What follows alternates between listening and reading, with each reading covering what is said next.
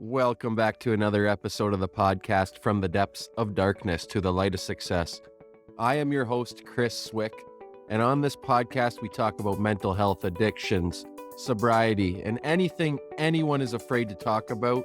We talk about it on this show. I believe everyone's story is valuable at the end of the day. Does not matter what walk of life you come from. We all have a story, and we should share it. It will help others, so don't hold that stuff in, everyone. Share it, and it will help the next person down the line if they're struggling with something. With no further ado, I'd love to introduce to you my next guest. I got Stephanie Hoggarth. Hi guys, it's Hoggarth. It's Stephanie Hoggarth. You were close. But thanks for having me on your show. It's my first time on a podcast, so I'm a little bit nervous, but I'm pretty excited. Grateful for the opportunity and you asking me and meeting you. It's just been phenomenal getting to know you. So a little bit about myself. I've been in Guelph for 7 or 8 years now. I lose track. It just kind of all falls together. Prior to being in Guelph, I lived up in Northern Ontario for 10 years.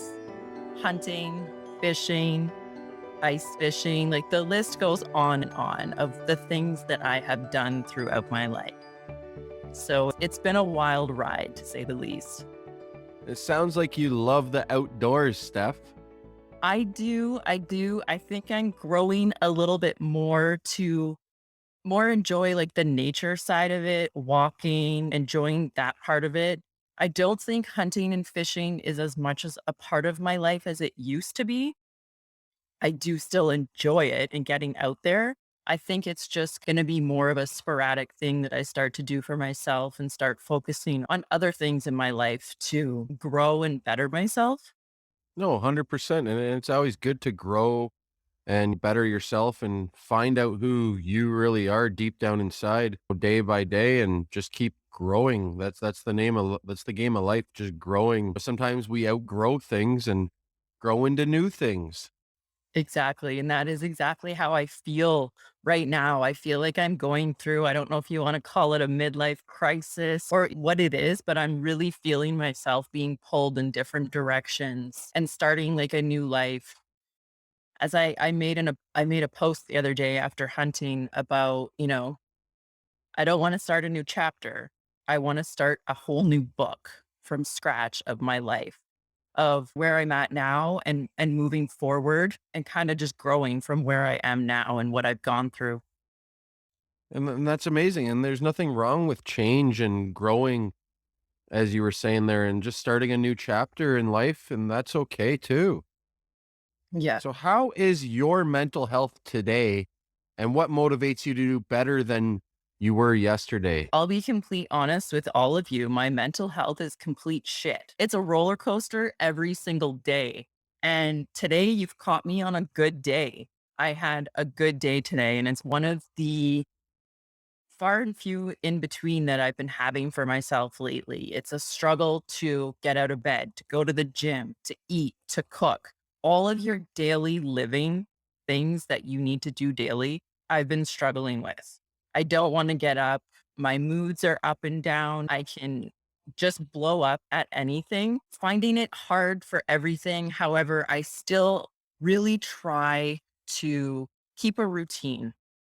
I try to get myself to bed at the same time every day, go to the gym at the same time. I find when I'm on that routine of life, things do run a little bit smoother. We all know things don't always work the way we want it to, but the more you push yourself to stay in routine and find what works for you. I know I myself do a lot of like deep breathing exercises. If I'm having like a bad anxiety attack or I feel it coming, I'll look around the room and I'll start to count things.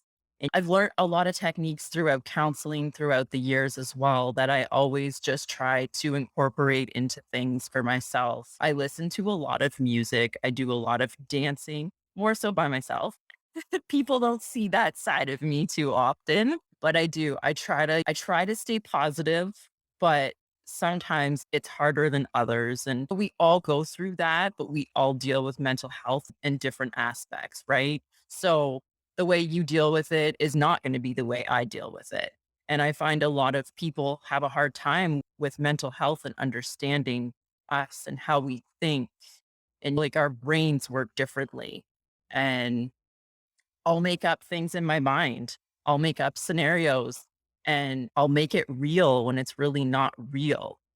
So our brains can do quite the things to us, which makes it hard. No, 100%. You definitely had hit the nail on the coffin there. Like, I've made up scenarios that haven't even happened in my brain as well. And it can be very crippling at the end of the day when you have all these made up scenarios or you're paranoid due to things that you've caused yourself over the years with your substance abuse or whatever it is. And it's caused our brains to think differently and stuff like that. But I love that you bring breathing exercises in or counting things in the room. It sounds like you found some techniques to change your narrative. I definitely have. And not only that, the gym is a huge part for me too. And you know what? For a while there, I was doing amazing with the gym. I was feeling good. And these last 2, 3 weeks, I've been falling off track with that again. And I'm losing my motivation. And I'm not feeling the way that I was. And I know it is a lot to do with the weather. Once the weather started changing there and it got cold, that's when I really struggle. And for a couple months, it's usually October, November, December with Christmas and everything. Maybe it just makes you forget about it. But every single year, I always seem to struggle around this time. And I know many years as a child throughout this time, I would end up in the hospital being sick because I was always a very stressed person. I spent a lot of time in the hospital. And what do you think caused this stress? Was there things that had happened from your childhood, things happening at home, or what is it? It would definitely go back to my childhood, absolutely. Growing up, I moved around a lot. There was always drugs and alcohol in my life. And you, as a child, you go to parties with your parents and you'll end up sleeping on the couch. And then you go from there and into the car to the home, well, like being bounced around for sure. So many kids go through the exact same thing growing up, especially with how things used to be compared to what they are now. They're so different. But at a young age, I was in grade 7. So what are we at that age? Like 11, 12 years old, maybe? I started getting severe headaches and I kept going to the doctors. They told me, you know what? You just have sinus issues. Take Advil, cold and sinus. And about a month went by of that. And one morning I woke up with my eyes swollen shut and I was in a lot of pain. And I remember my mom took me to the doctor, and the doctors in the small town that I was in, they had absolutely no idea what was going on. So I was sent to Sick Kids Hospital in London, and I seen doctor after doctor. And it was finally Dr. Cooper that I seen. And I remember her saying to me, I think you're going to be with us for a little while. They sent me in for a CAT scan. They did blood work, a bunch of tests. It turned out I had an abscess in behind my eye and it was pushing on my eye. So it was causing all of that pain and inflammation in my eye. So they had to admit me to Sick Kids. And I think I was there for a solid 3 weeks. And I spent a lot of the time by myself at that age. My mom was at home. She had little boys at that time. And I ended up having to go for surgery. So they cut my eyebrow open, put a tube in to drain this abscess. And after that, I ended up extremely sick on medication. Time and time again, the abscess actually did come back. They had to do eye surgery after that. So at a young age, I really do feel like that is when my mental health started.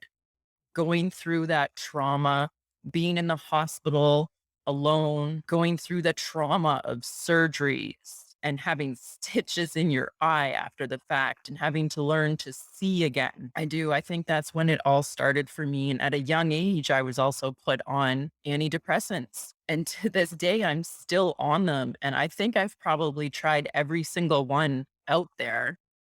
But what I'm on now, it does seem to work. But one day I do hope I can get off of it and be the more natural way.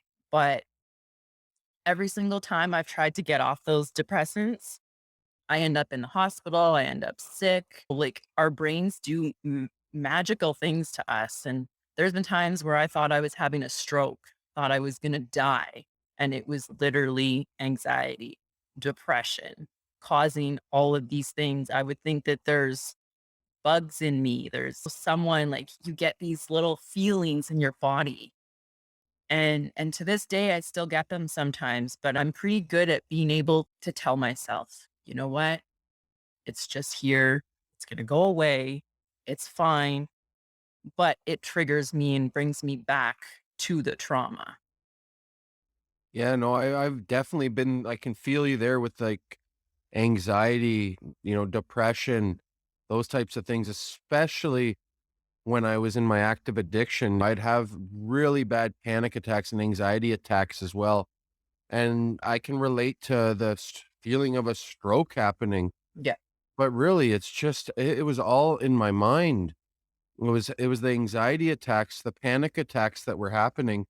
And I'm grateful today that I am no longer I don't feel those types of panic attacks or anxiety attacks to that extent. We're all anxious people. Humans, Yeah. by nature, are anxious, but there's ways to control your anxiety and depression.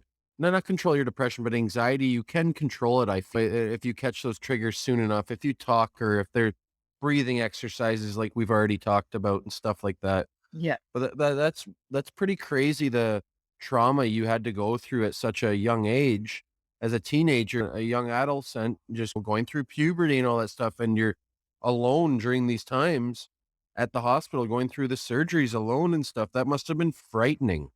It was. I do remember feeling alone a lot, and to this day, I still get those feelings as much as I live alone, whatever. I still get those feelings of I'm so alone. It's like scared, anxious. It all goes through me. But had I not gone through that at the younger age, I wouldn't be where I am now. I wouldn't be sitting here talking to you. That was just the starting of my mental health. At a young age, I started drinking as well. It was right after that I started drinking heavily. My house was the party house. Yeah, and I swear everyone had one of those friends that had the party house or whatever. Yeah. Yeah. What improvements have you noticed in your health since you've gotten sober, Steph? Oh man. The first thing that comes to my mind is when I look at pictures of myself from when I drank. The the chubby cheeks, the bloatedness in myself from all of that beer that I drank over and time again. So I can definitely say like the first thing I did for myself when I quit drinking was start going to the gym. I started eating better. And just with those two things was an amazing start.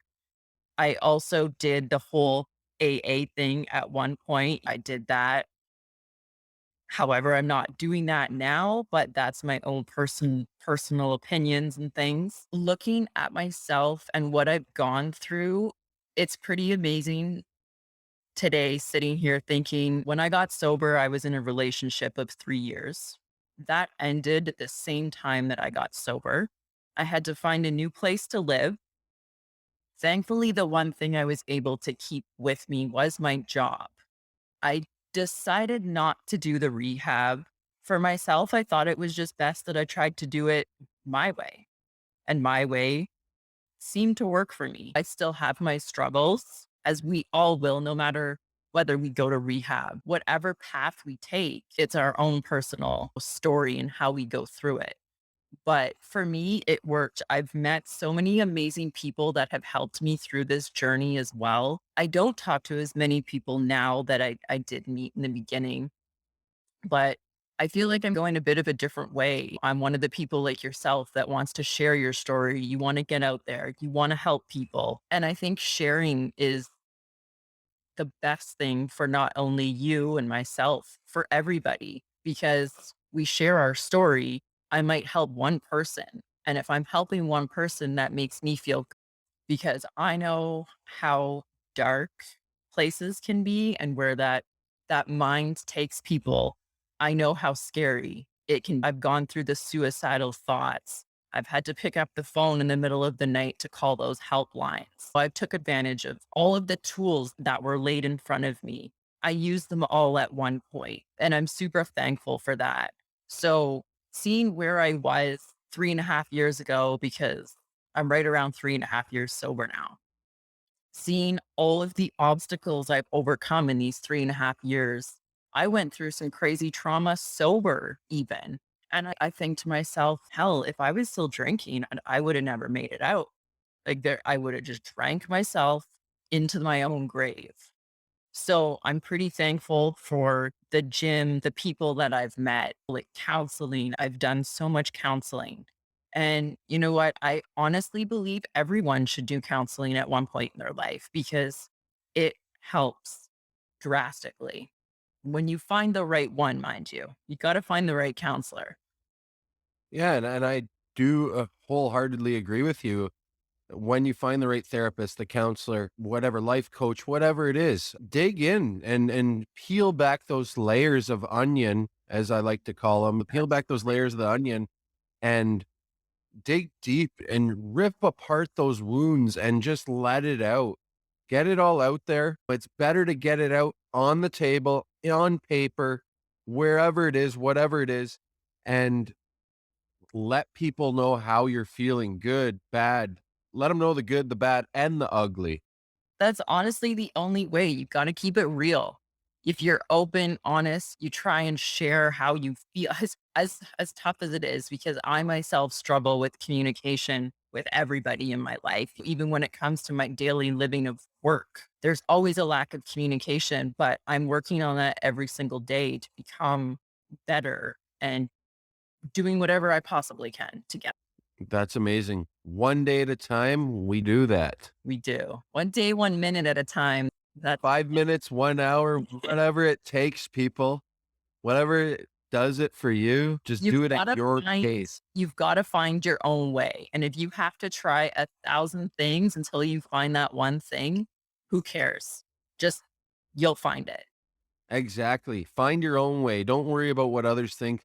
You don't have to listen to others' ways, but some of the people's ways that I've heard from and talked to over the years, they do work. So I've listened to people along the way and take little bits and then make it into my own too. That's right, and you turn Do you, to help the next person. exactly. It's all about helping. Let's share our stories to help one another heal from our past traumas, whatever it is that you're going through, everyone. So, do you think sobriety has a honeymoon phase?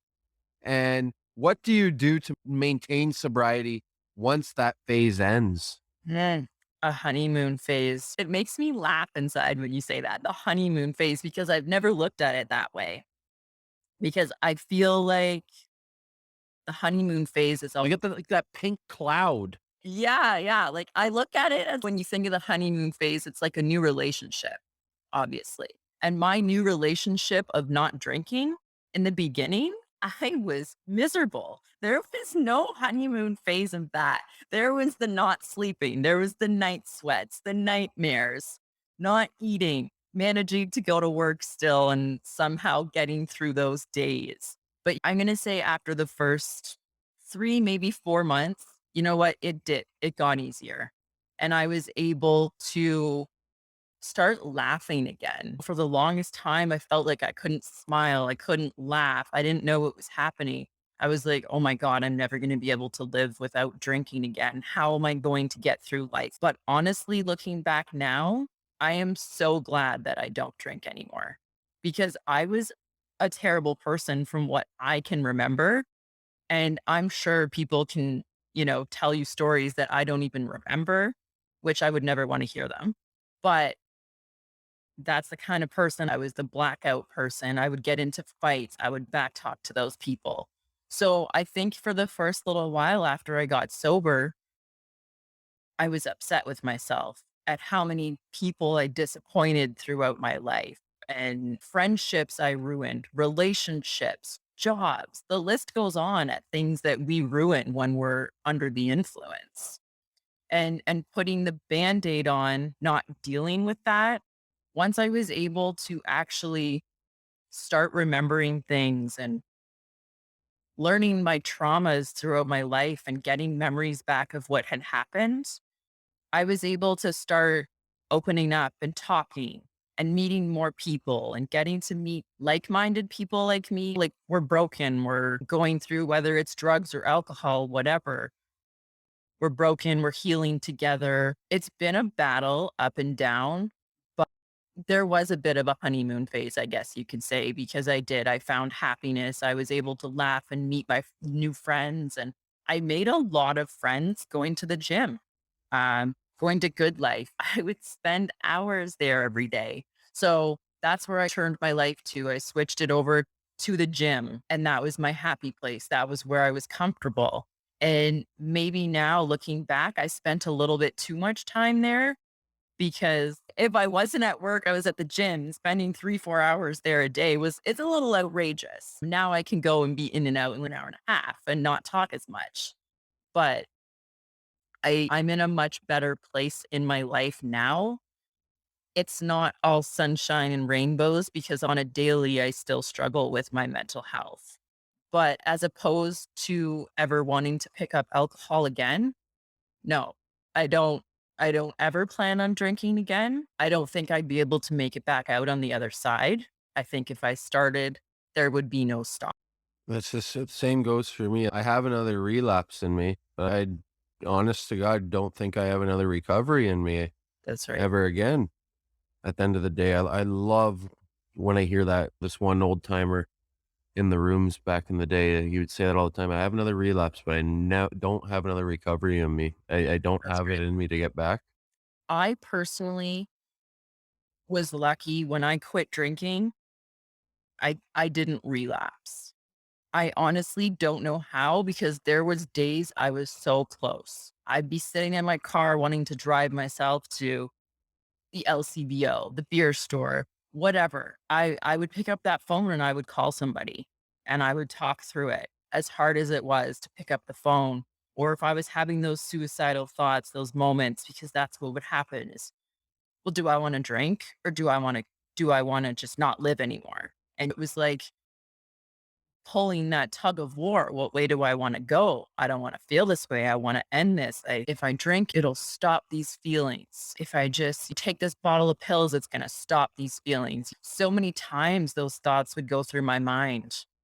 I would lay on the floor. I would cry. I like sobbing. And it was tough. Like, even now, thinking of those days that I went through, it's just not easy. It's tough. I'm glad that you share that part though too. It's not all one-sided. You're sharing everything, and I truly enjoy hearing that. Not in a bad way either, like in a good way, because it's good to be vulnerable, Steph. Mhm. It's good to let it out. It's good to let everyone know how you are doing, and you're letting us know today, how life really is for you. It's not all, peaches and cream, sunshine and rainbows, whatever the hell else, unicorns, whatever else is up there. Yeah. It's none of that, and life isn't like that No. at all. It's tough some days, like you said, and then some days are gonna be better than others, and that's okay. Really. Especially with what you on social media these days. People are just flaunting everything and all these successful people. And then it just brings people down and it makes mental health worse, because they're like, I want to be like that. What do I have to do to be like that? Like, I wish people would just get on social media and be real, because I feel like everything is just not necessarily fake, but making things different and how they want it to be. But I think we need more real people in this world sharing stories of what they've went through, because not everybody goes through addiction, mental health. They don't understand. They don't see it. They don't live in in our body and get to go through it. Some people just get to wake up happy every single day, so it seems, even though they don't. But you know where I'm coming from. Some people just don't deal the way we do. No, and some people deal with it differently and stuff like that, but you have to share what's going on though, like we've said over and over. It's important to share your feelings. Write it out. Call someone. Go to therapy. Don't let it bottle up inside you to the point that there's no return. Mhm.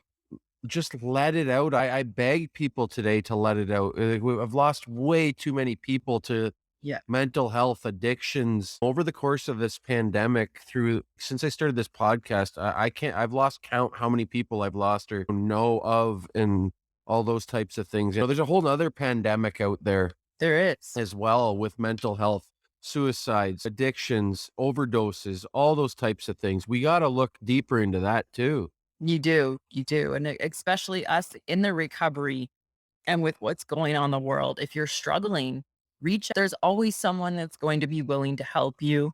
It's to reach out, it's to send a message. Even myself, I get so many people saying that I'm inspiring them and to keep posting. I'm doing a great job. But most days I feel like I'm not. I feel like I don't know what to post. I feel like, well, it's stupid what I posted, or people are going to judge me, or they're going to think I'm not posting enough. We all go through those thoughts, but trying to push yourself through it to just do it anyways. 100%. And who cares what others think of you, as long as you're posting stuff that's meaningful, that you think is good and you value it. Who cares if you have 5 likes, 10 likes, thousands of likes? It doesn't matter about the numbers at the end of the day. All that matters is that was valuable to you. That meant something to you. Hmm. Who cares what all those other people think? I don't let people judge me anymore. Hmm. I don't let people try to get inside my head. Those haters can keep on hating. And that's one thing that I myself I'm working on still. I still have all my flaws in me, and there's things I'm still working on for myself daily. And they're not easy to get past, but as long as I'm aware of them and I'm trying daily to be a better person, I think that's all that matters. Exactly. Just to be 1% better than you were yesterday, that's all you can ask for. What have you learned about yourself as an individual since you started this journey that you're on over the last few years? Well, I'm still learning today.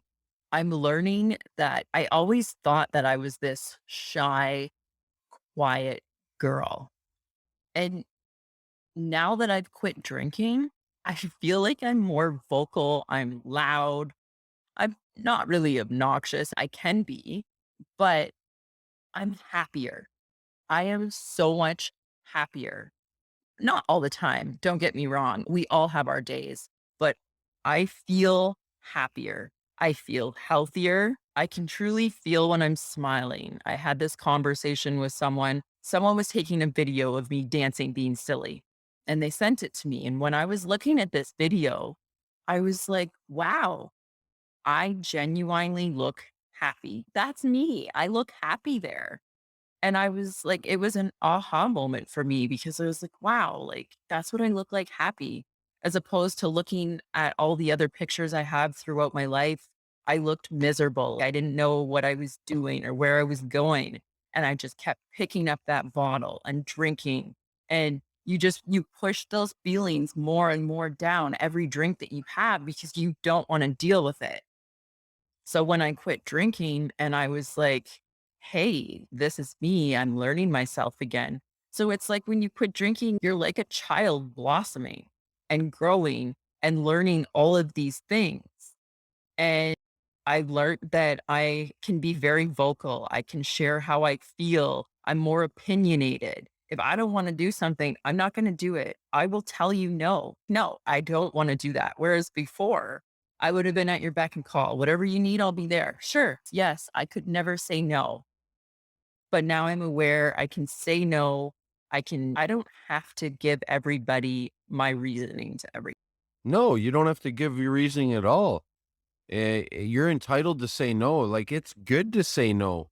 Learn to say no. You don't need to please everyone around you. If you just want to lay at home and have a night in by yourself, that's okay. Say no. Mhm. If you want to just do something by yourself and you don't feel like hanging out with anyone, say no. They don't have to know why. It doesn't matter why. That's none of their business. They should accept the answer. No, I'm just not feeling like going out tonight. Maybe we can do it another night, sort of thing. End of story. Exactly. Yeah, so I feel like I feel my feelings more. I would say I'm a little more emotional as well because I feel things on another level. as opposed to what I did before when I was just drowning in the alcohol. Now it's you deal with your feelings head on. Like I can't hide my feelings. And I'm like this person where it's written all over my face. However I feel, you'll see it. And whereas before I was always just this sad looking girl where I was unhappy. I didn't know what I was doing. And it's tough to learn yourself, what I like and what I don't like, because right now I just went deer hunting for a couple days and I've realized that I don't like to do that anymore. I don't enjoy it the way I used to. And that's because I'm changing. I'm realizing that what I once did enjoy, maybe I don't anymore. And I'm okay with that. I'm realizing that and I'm like, okay, there's more to life for me. There's something else that's going to come along instead of this. So I'm trying to be open and welcoming to this new magic that I'm just waiting to happen. Hey, any day, abracadabra, we'll figure it out soon. Yeah, just wave the magic wands. Woo! Before we go though, what was this week's low for you, Stephanie? This week's low. I'm gonna say that's gonna come right back down to hunting for me. My low of it brought me anxiety where I never had anxiety hunting before. I had a lot of issues with family stuff come up as well and miscommunication and family seeing things one way where I see things another way. And I feel like they don't my feelings don't matter. They sometimes don't think about my feelings. And I think it's extremely important to think of other people's feelings and ask them how they're feeling because maybe it's extremely upsetting and the other person doesn't realize that. That on top of hunting and not feeling safe anymore like I used to hunting. I don't know if it's maybe my anxiety coming into it for me thinking I'm not safe. I think something's going to happen and it goes on in my head and then it ruins my time and I'm just this big Debbie Downer. So being able to realize my true feelings for hunting and that they're not where they used to be was a huge awakening for me. And my life is turning, it's changing, and I'm okay with it. As tough as it is, I am okay with it because I know that there's going to be something else for me. And everything in life happens for a reason. I do know that. I truly believe in that. And every day I'm pushing to be better and do better and feel better about myself no matter how hard it is. That's amazing. And like you said, it's okay to fall out of love with things. I don't do some of the stuff that I used to like doing. I guess when I was in active addiction, some of the things it doesn't appeal to me anymore. And maybe it was just because I was high or drunk all the time myself. That's why I liked it. But I really don't care for certain things anymore. Mhm. And now that I'm in recovery and clean and sober, it just doesn't appeal to me. So some things I absolutely love more because I can actually remember and enjoy them now. That's right. That's the part about recovery too, is you don't wake up that next morning going, "Oh, what did I do last night? Who do I need to apologize to? Did I wake up in Exactly. my own home? Who's beside me?" Like those nights happen way too often. So now that you get to wake up with no hangover. You don't feel guilty. You get to wake up with a smile on your face. You get to have a coffee, get up, sit, enjoy it. It's such a better way of living for myself. The alcohol really brought me down. And today I do. I feel great. Sure, I still have other health issues, but I do. I feel great. And I want to keep continuing to do the best that I can. As tough as days can be, it's just pushing to bring myself out of those dark thoughts, reaching out to people like yourself. It can be tough to reach out for help, but just do it. Exactly. Reach out. It's okay to not be okay. And just reach out for help, everyone, like Steph just said. I say it over and over again. The DMs are always open. Lots of people have my phone number. I don't mind handing it out. That's why I give it out. Use the phone numbers, use the supports that you have in your life, everyone. Yeah. So before we go, though, where can everyone find you on social media if they'd like to follow this journey of yours, Steph? So I mostly just use Instagram, Facebook. So Instagram, it's Sober Fit Queen, or just type in my name, Stephanie Hoggarth. You'll find me there. You'll also find me on Facebook, Stephanie Hoggarth. I really only run off those two things right now. Maybe in the future I'll grow, but you know what? Right now I'm pretty happy just sitting with Facebook and Instagram. I sometimes find it quite overwhelming. And then, like I said earlier on, what I want to post, I get quite overwhelmed with it. So taking it one day at a time, just trying to stay active on there is sometimes a chore, but I am finding I can get on there and I can share more of my feelings now. I'm getting a little more comfortable with it. And feedback I'm getting from people has been quite amazing. And even the last couple months, I have met some amazing people and had some amazing chats with people. So reach out, give me a follow, shoot me a message. I'll always answer them. It might take me a bit, but I do always get back to it.